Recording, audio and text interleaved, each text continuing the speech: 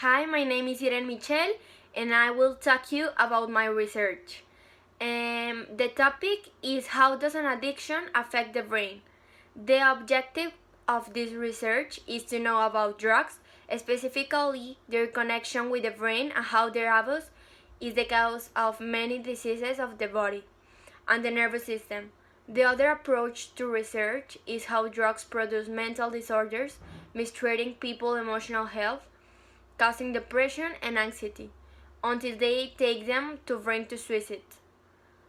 We will find that drugs are an incredible factor for our health because it helps people feel better temporarily but can affect their physical and psychological health for life. I used two methods in this investigation, the qualitative and quantitative. The qualitative was used for information research, the collection of previous researches, as well as cases and interviews with experts in the field, and the quantitative was used for data collection in terms of number of cases, percentage of people using drugs, cases have increased, use of graphs and data to better understand, and I decided to make a survey of select-sized group of 20 persons, 10 were women and 10 were men, of 18 to 22 years, who had still tried drugs. And the conclusion of this survey was that throughout this report we were able to learn a lot about the issue of drugs and how these affect our physical and emotional health. Throughout research, we review in detail what the types of drugs and how they affect us, how they affect emotionally until you can have an overdose. But mainly, it helps us to understand why many people consume them, because these people can get sick, and the scientific way in which they explain how they affect the body systems. It makes it clear to us that many times that despite having previous illness, people decide to take the risks to just generate pleasure and forget about their emotional burden. In short of everything seen in the report, we can say that the use of drug, if it's an important factor for people's health, that each affected differently to people, that you may have consumed them for fun or maybe you feel that you need them, but despite relapse in them, you can always follow a treatment for your recovery.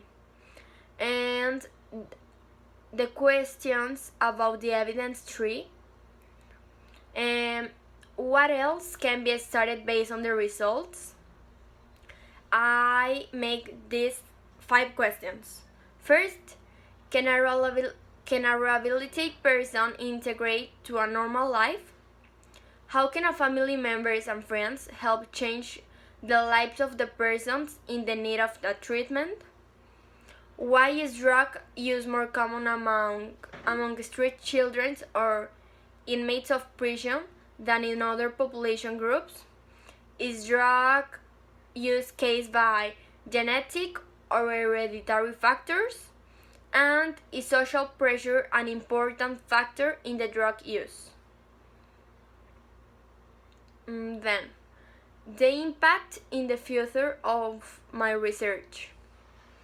I think the biggest impact of this research can have is informing society about the huge the risks they have with the drug use. It will help people become aware that social pressure, family, your friends, and absolutely everything can be a factor in falling into something like drugs. They need to know what they will surely face from physical problems about their nervous system, the mental disorders such as anxiety and depression, and of course of rehabilitation in drug addiction, from which it will be more harder to get out. I think this research could have a big impact on both health and social aspects. Health, because it basically surrounds about taking care of the people of those who are exposed to drugs. We seek to know the physical and mental consequences that they may have, as well as the rehabilitation they may need, and in the social aspect, because over time we discover it is the same society that often stereotypes us as we should act, as social pressure is something that if we don't solve, they will condemn us. This, along with everything that a person lives day to day, are factors that lead him to go to different paths. This could help people to be aware of how much they can influence the life of others, as well as doctors and psychologists how to increasingly find better treatments for drug addictions. And so it is always aimed at caring for human beings physically, socially, and mentally. And the last is about detractors and oppositors.